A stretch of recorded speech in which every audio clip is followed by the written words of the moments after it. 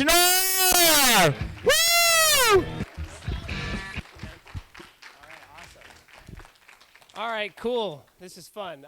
Usually when I do presentations and go speaking all over the country, it's always to insurance agents or consumers looking to purchase insurance. So this is always a little bit different when I go off topic. So what I wanted to share today is basically my story, because we all have a story, we all start somewhere. And as Daniel mentioned, you can't worry about the little things and try to figure out everything, because if you overanalyze, you become paralyzed and you go pretty much nowhere. And one of the things that really stuck with me was Queen Elizabeth. Everybody know who she was, right? Okay. When's the last time you thought about her? All right. So one of the most influential women in the entire history of the world, regardless of your opinion of the political affiliation. But she passed away, and we totally forgot about her. So when we start worrying about little likes and comments or what people will think about us, it doesn't really matter, because maybe you'll be as influential as she was, but nobody even thinks about her anymore. And that really stuck with me. So for a very, very long time, I was so worried about posting content online and, what my friends would think of me, what my family would think of me. I was kind of stuck in that circle of five. And they were all turkeys, and you can't soar with the eagles if you're on the ground with the turkeys, right? And so I got over that limiting belief because I came to a realization that even if I screw up or mess up, nobody's probably really going to care. And if they do, why would I care about their own opinion? They're not going to affect my life. So that whole Queen Elizabeth thing really stuck with me good. And, that was more recently. So early on in my career, it was very challenging. So to kind of give you a fast forward of today and then where I came from, I hit the Forbes Council member of Finance. We built a multi-seven-figure insurance agency. This year, we're going to be grossing over $5 million in revenue. I did all that within the last 5 years.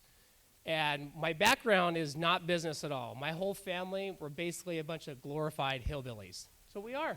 So I grew up in California and Missouri, kind of like back and forth. And then when I was growing up, my life completely changed. My mom went through a divorce with my father. We lost quite a bit. And then shortly after that, she ended up remarrying. And then after that, she became disabled. So when I was about 14 years old, we were like a middle-income family. At that time, not super rich with Ferraris or anything, but I had a nice bicycle from Walmart, so we were doing all right. A driver ran a stop sign, hit her, sideswiped out of nowhere. Well, what it did is it accelerated what my mom already had that she did not know that she did have, which was degenerative disc disease. That accident accelerated it. We lost the car. She lost her job. The second divorce came about it with my stepfather, and we lost the house. And this was when I was living in the Big Bear Mountains. I grew up pretty much my whole schoolhood there. And so I was going into being a sophomore in high school. From all my friends, knowing everybody, we lost everything, and then had to move in with my grandparents, which was really awkward and annoying, but we had to do it. We didn't have a choice.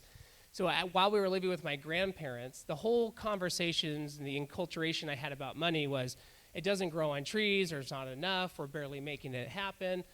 And then we got kicked out of my grandparents' house because my step-grandmother was a little wacky.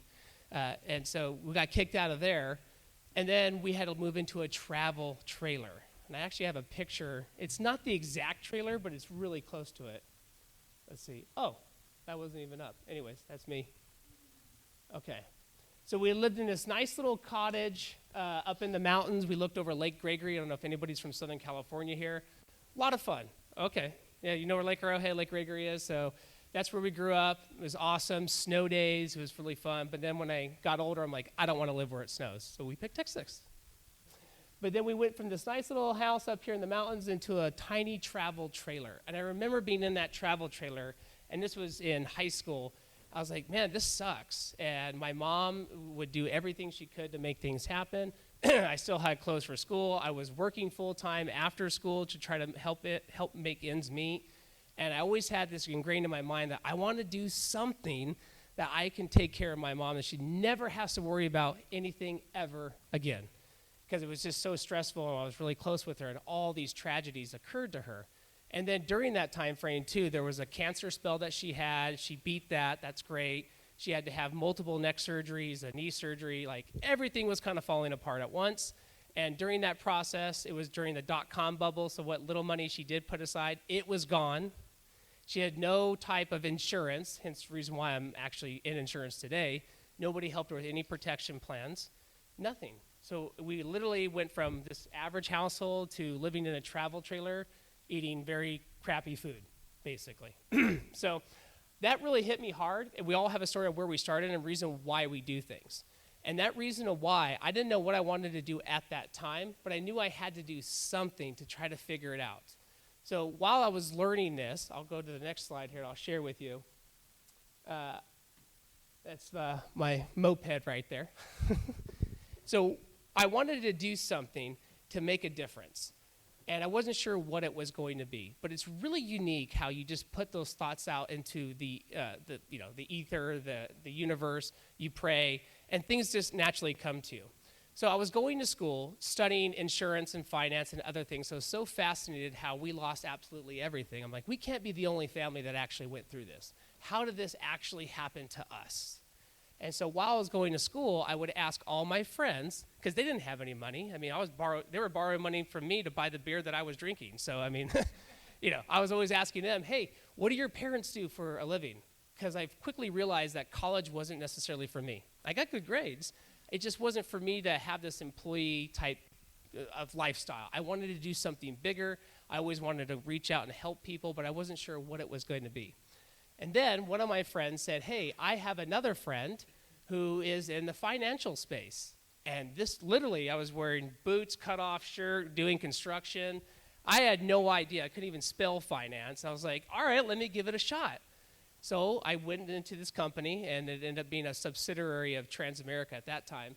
And I interviewed with them, and I signed up. Well, it was a multi-level marketing company at that. And I'm not with them any longer. Nothing wrong with that, but it just wasn't for me. It was a multi-level marketing, and I had no idea what that meant. So I was so excited. I remember rushing home, telling my mom, guess what? This is what I'm going to do. I'm interning. I paid this money. She Googled the company. She goes, oh, my God, you're in a pyramid scam. I was like, no, it's a good one, though. I was like trying to convince it. And all my friends and all my family, they were laughing at me. My mom she was just worried. She never disencouraged me. She goes, look, if you really want to do this and you feel it's right for you, you go for it. I'll support you 100%, which was awesome. But almost every single person I knew thought I was crazy. They're like, you're never going to make it. It's a pyramid scam. Why don't you just come hang out and come party with us this weekend? And I didn't want to do any of that because I saw their lives, and some of our friends were older than us. I'm like, my God, that guy is 5 years older than me, and he's doing the same thing that I was doing 5 years prior. I don't want to have that lifestyle. I want to do something different. And that happened to be my door opener because, when I went to these conventions and saw all this, I was like, wow, there's other people that can actually do it too. I thought, I want to be that person. But it was really, really challenging in the beginning. And that's how all starting a business, starting to practice, trying to make your first 100,000, trying to make your first million, it's not easy because if it was easy, everybody would be doing it, right? And so I couldn't figure it out. I couldn't crack the code. I came from this mindset of that money was very limited. It's not infinite. Only a certain few people can actually make it. So I started reading books like Think and Grow Rich, Power of the Subconscious Mind, everything I get my hands on to. And this was like 2012, 13. And so YouTube wasn't as cool as it is today.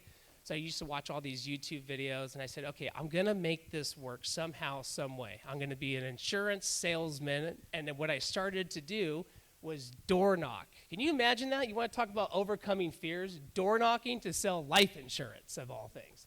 If you ever want to end a conversation, if you're on a plane, just tell them that you sell life insurance. They'll quickly go to sleep, okay? And so that's what I did, though. I didn't know how to do it, right? I didn't get a handout of somebody saying, oh, I built a business, you take over mom and dad's business. I didn't have a center of influence. My parents weren't influential in any sense, career-wise, in the financial space. Literally, we were all construction, logging, all kinds of stuff. Nothing with finance.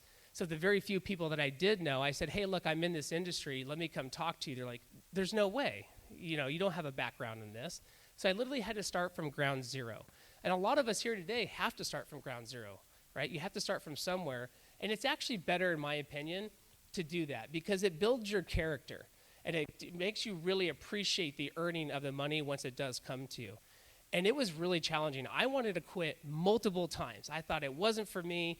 It's not working. Nobody's buying this insurance thing. I was still trying to learn what it even was while I was selling it. But I was like, I got to stick with it because I know that other people are successful in it, and I really enjoy helping people, and these are good products that provide people, financial stability.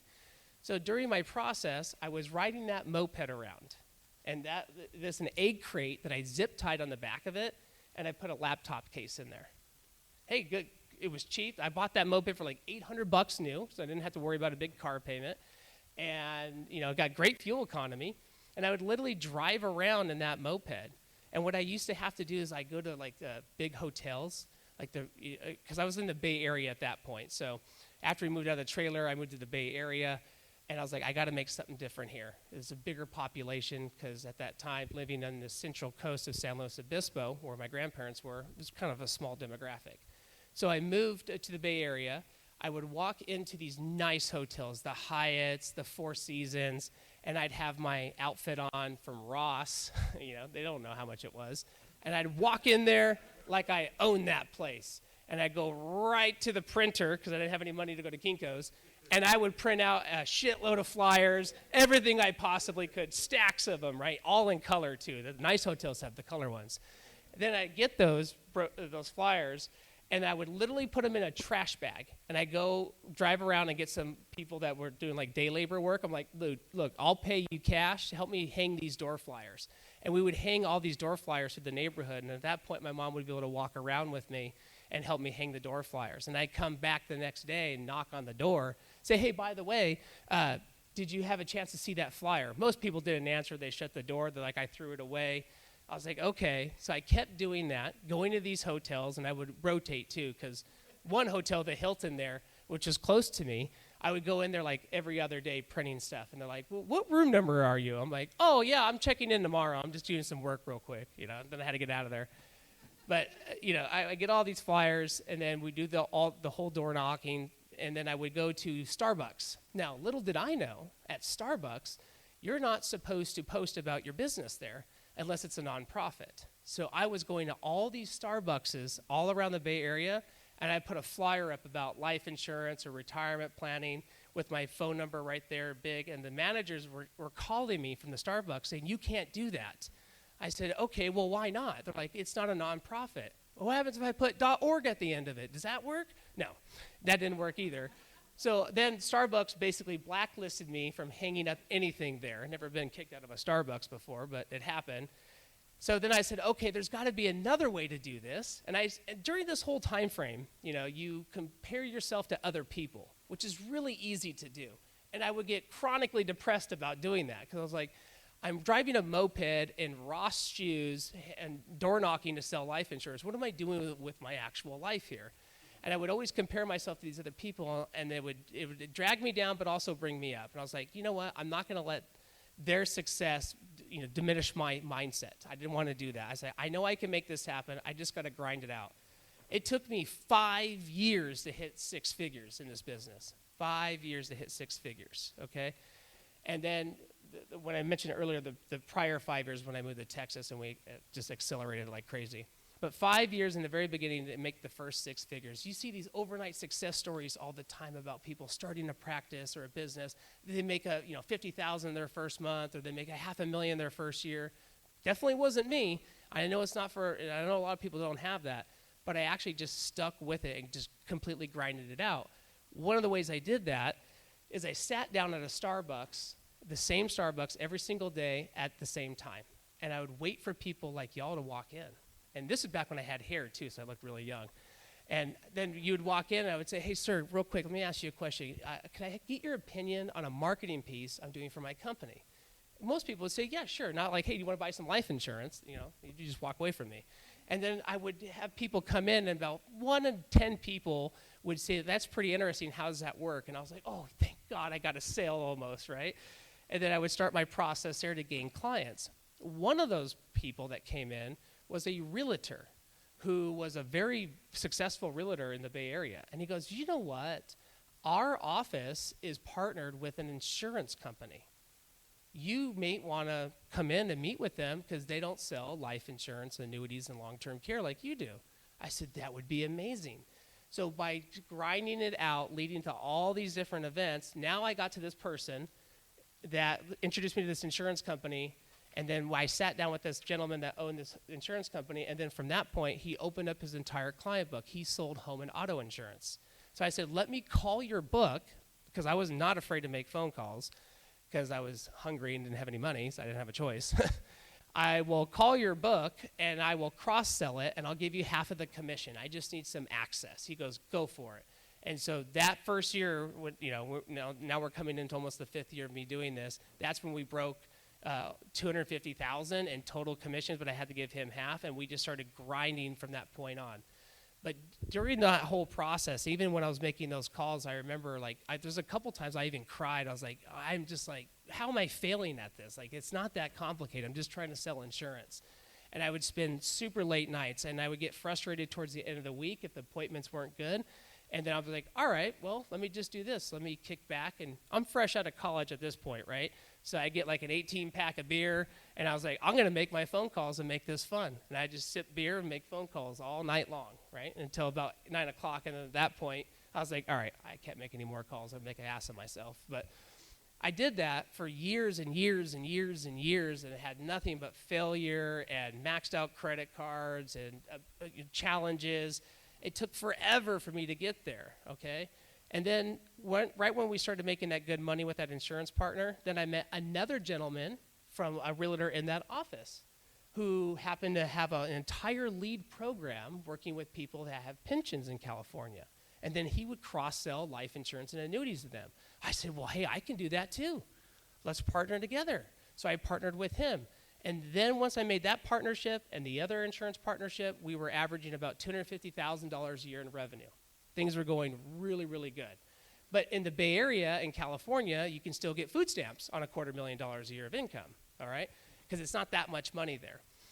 Then I said, you know what? We had our, fast forward a little bit, got married. That's when I had to get real serious. Like, how am I going to figure out, take care of this family? Had our first child. I was like, okay, now that I'm married and I have a kid, I was working in that duplex, right? Oh, you can't see it, or can you? How do you put it up there, Daniel? Oh, there it is. That right there is a duplex I was living in, and that's my first office, okay? And that was in 2018. That was my office in 2018. It was a 1972 duplex in the Bay Area. It leases today for around $4,500 a month for a duplex, and it has a subfloor which is full of mold and whatever else lived under there. At that time, I got a killer deal. I was only paying like $3,000 a month for it. But things were so expensive there. I'm like, how am I going to do this and get out of it? And the craziest part, the neighbor, it's a duplex, right? Sweet old lady. Well, her son was like a meth head, and he lived in the garage on the other side. So I'd be in there working. I'd just hear like loud screams and bangs and like weird music. People would come in and out, and he'd knock on my door asking for cigarettes. I'm like, dude, I don't even smoke. Like, what are you doing? And so that was my working environment, right? But I had to make it happen, and I felt trapped at that point. So sometimes, keep this in mind, like once you hit your financial goal, say 100,000 or 250, it's easy to think about what you're going to feel like when you hit it, but once you're actually there, you'll feel a lot different than what you originally anticipated, okay? Because it's not that much money once you actually get to it because you have other expenses. I was thinking to myself, I'm making $250,000 a year. That's way more all these college kids are making, way more than all my other old loser friends who made fun of me.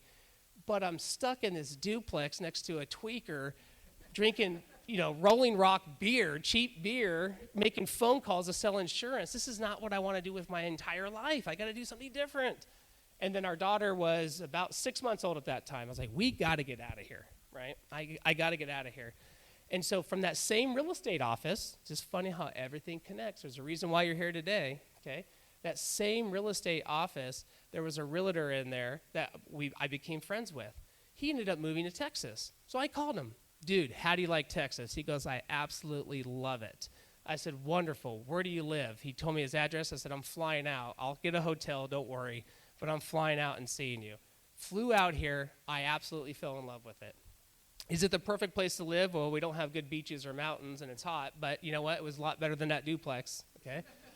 So I was like, okay, flew out here, checked it out. Just, it felt right. There was a reason, the intuition, everything felt right. We all prayed about it. I was like, this just feels right. So we came out. I loved it. I flew back, told my wife I was super excited. I was like, we're going to Texas. This is awesome. We can buy a house for the same price that we're leasing this, crappy little duplex for. She goes, Texas? My parents live in the mountain in Oakhurst by Fresno. I was like, so we can move to Texas. She goes, I don't want to leave my parents. I was like, oh, man, you want to talk about a sales job? I had to slowly sell her on the fact of Texas, and I promised her I'd get her parents out here. And then her parents are very habitual. They were already retired, so they were comfortable. Why would they want to leave? I was like, I promise you I'll get your parents out here. She goes, okay, let's do it. So she flew out. She absolutely loved it. We were able to buy a house. I bought my mom a house, and it was still less expensive than what that one duplex was. And this was in 2018. Now, Texas is crazy today with real estate prices, right? So we lucked out there. And then I had to get her parents out here. So finally, a year later, I convinced them. Luckily, there was a wildfire in their mountains. I was like, you don't want to keep dealing with that, do you? Your house could burn down. Why don't you come over here? So, timing was great. So we got them to move out here, and then once we were all out here, convinced them to move out, everything, I had to start from zero. Remember, I left a whole entire comfortable marketing base, referral partnership. I'm still licensed there, but it's different if you're not physically there all the time. So we moved out here, and I was like, okay, now what? But I did have this magical little rectangle called a credit card, and I maxed the hell out of that thing. Because I moved out here, I had no lead sources, I had no center of influence, no marketing partners, nothing. So I said, okay, I'm starting from ground zero. I spent virtually every single dollar I had to move out here and convincing everybody it was a great idea. And then when I got here, I was like, now I don't have any money, and my cards were all maxed out, so I started buying all these lead programs and trying to figure out what I'm actually going to do. And then I looked at my bank account, and it was negative. And I was like, this is not good, because I take care of my mom, my wife, she stay at home, and I have the kid. I don't know who I'm going to borrow money from at this point. I was like, the bank account is negative. How did I go from making $250,000 to not making virtually anything at all and having a negative bank account? But the one thing that I learned that nobody can ever take away from me was my ability to control my actions. So I can't control what the results are all the time, but I can control the input. So I said, okay, let me go back to ground zero. I started making an enormous amount of uncomfortable phone calls. I hate doing sales calls, but I had to do it. I called all these people, all these leads that I bought that wouldn't answer the phone. One guy answered. I said, how you doing, sir? He goes, good, good. I was like, hey, you filled out this form online to look at this annuity. He goes, yeah, I did. I'm not sure if I want it. I'm just thinking to myself, oh, I said a different word, but I was just like, come on. Anyways, long story short, I talked to him, and I said, let me just meet with you. I'll drive it to your house. I'll drop it off. It's not a big deal. I'll be in the area. Well, it was a 3.5-hour drive. It was in Conroe, and I lived in Austin. So I drove all the way out there, and he only wanted to meet on like a Saturday. I was like, okay. So I brought my wife and our firstborn daughter there, and the whole time I'm being like a duck, right? My wife just thinks, this is great. We're in Texas. Everything's going good, and I'm like panicking underneath the water. She goes, what are you going to meet with this client? Oh, just going to talk to him about this, help him out with a deal. I didn't tell her at the time, like, if we don't get this deal, we're like underwater. I don't know what we're going to do, sell my truck and moped at that time, right?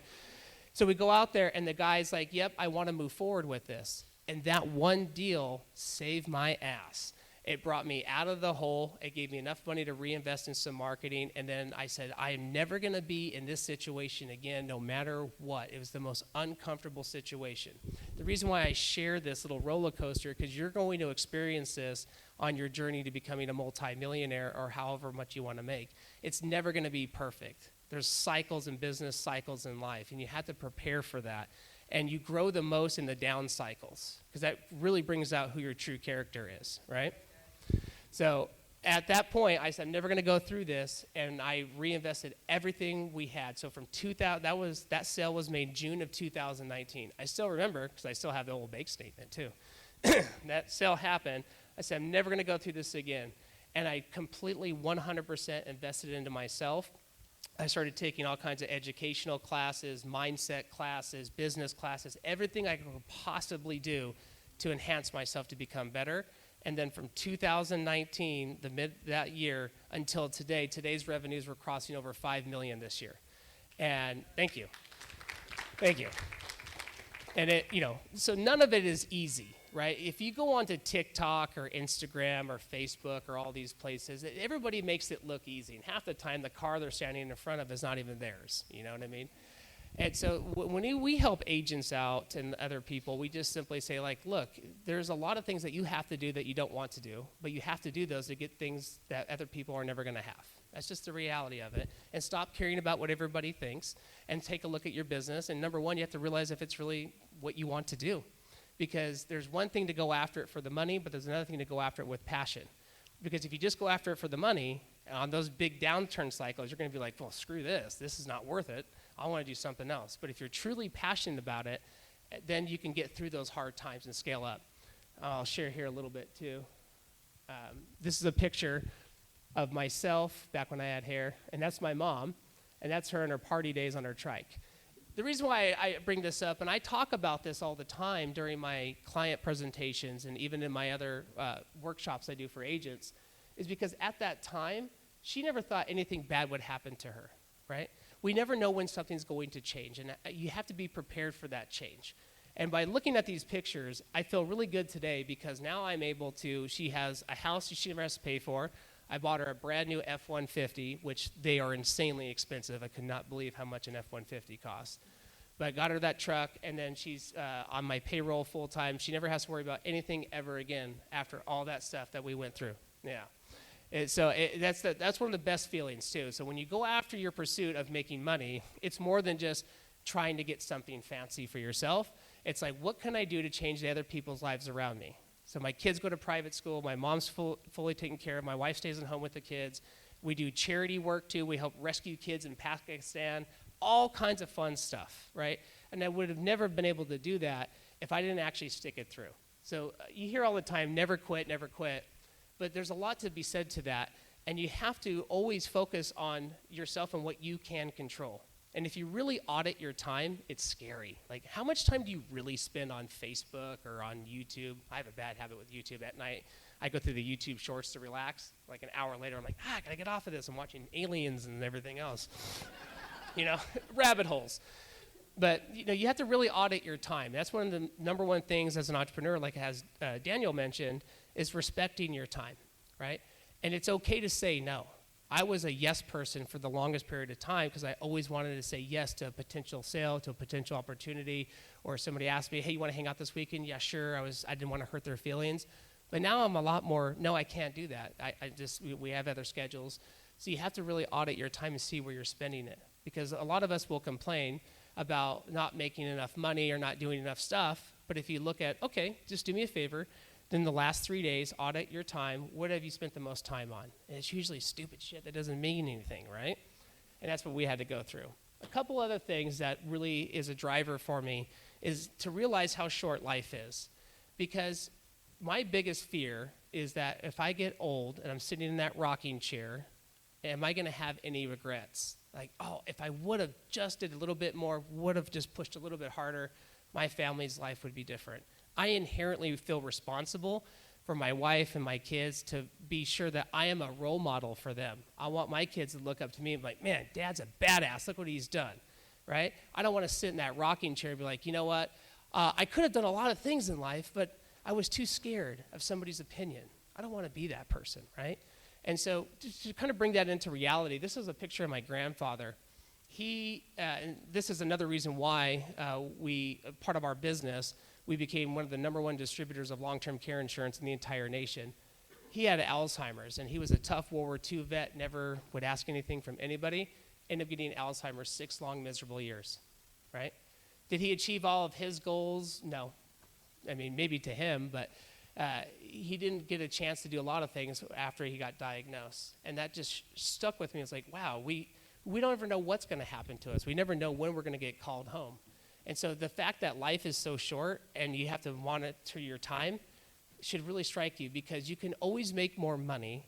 You can't make more time. right? So that's what really hit me. I was like, okay, I need to really focus on what I'm actually doing to take care of myself and my family. Again, I lived through another long-term care event, and this is during the midst of everything. My grandmother there, love her to death. That's my mom's mom. That's a picture on the left of me when I was a baby on her property in Southern California. Nice, beautiful 2-acre property. On the right is a 1950s travel trailer that she had to move into because she needed long-term care assistance and lost virtually everything. So working your whole life and having a legacy taken away and destroyed because of a healthcare event when our healthcare system doesn't take care of it. So that struck me also, along with my grandfather. I'm like, at one point in time, we're all going to get old, but I'm never going to be in a position where I have to give up a legacy and sell off a house and live in a tiny little trailer at the end of my life. I don't want that to happen. So that type of fear scares me, but it also drives me. Again, this picture of my grandmother, same thing. Needed long-term care for multiple years. Most of her money was all gone. We had to have family come in and help take care of her, okay? This is my tribe today. We have my wife, Jessica. We have Elsie, which is our Texas tornado. She's the one that my wife's holding. And then Josie's our Texas potato, but she's more like a hurricane now. So there's 6, 3, and 1. We have the boy. We got 2 girls and a boy. We got the boy. And that is enough, all right?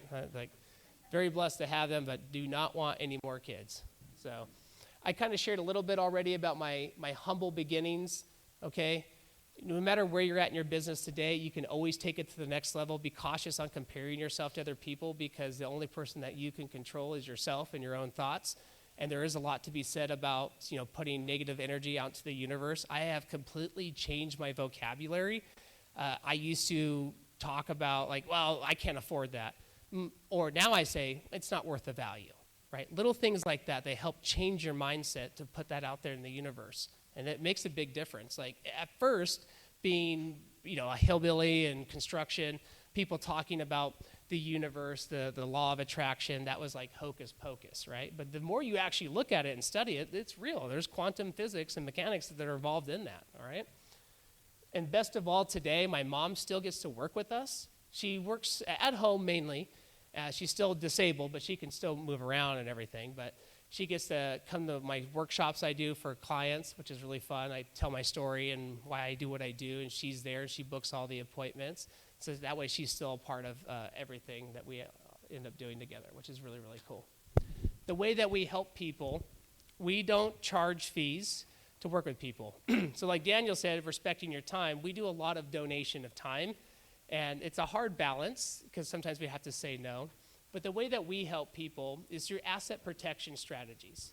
And whether you're a business owner, an individual, we work with virtually every company out there, life insurance, long-term care, retirement planning. I also do a lot of consulting for businesses that are not in the insurance space because the fundamentals of business are all pretty much the same, okay? And we hire outside consultants, and this is how Daniel and I became good friends, to get a different perspective. Like, hey, how would you do this differently? Because if you have somebody with an outside perspective, like your auto detailing business, the gentleman that mentioned that, right? I don't know anything about that, but maybe here's some outside perspectives and ideas on marketing because I went through a hellacious period of grassroots marketing, door knocking, every kind of marketing that you can imagine, and I can translate some of those failures into successes with other companies. So we do a lot of coaching in that sense. And it's really fun. It's rewarding. I get to learn a lot about different businesses. And I get to bring a different perspective to people, too. Okay? And so it doesn't matter what line of business that you're in. You should always seek outside guidance. One of the things, if you want, I don't charge anything. This is a free 15-minute calendar link. That's all it is. It's a calendar link to my calendar for 15 minutes. Normally, when we charge our insurance agencies that want to consult with us, it's $2,000 an hour for me. And they pay me $2,000. I consult with them for an hour about how to run their insurance agency. And we do that for other businesses too. This is totally free, okay? It's not a sales pitch. You can click it, book a time on my calendar, and I'd love to hear your story, talk about it. And then if you have an interest in business asset protection stuff, we still work with consumers. But more importantly, what I've been able to do through multiple talks like this is to give back to people. I've had other business owners call me and say, hey, that one little idea about doing, a Google My Business page has revolutionized my business. Or making that partnership that you recommended me has changed my financial outcome. So it's really fun, it's rewarding. So it's a way that I get to give back to the community. So again, starting from absolutely nothing on a moped using the hotel's mailers, or printers, and went around door knock to sell life insurance of all things, to being fortunate enough now that we have a $5 million agency, which our projections are to double that by the end of the following year. It's amazing to look back at that. And I would have never have gotten there if I quit or had a negative mindset. And there's so much to be said about that. So I really appreciate your time. I hope that makes a difference. The one thing I'll leave with, again, is don't be scared what other people think of you. Just like Queen Elizabeth, nobody's going to remember you anyway, probably, right? So just go out there and do it and screw up. It doesn't matter. Thanks so much.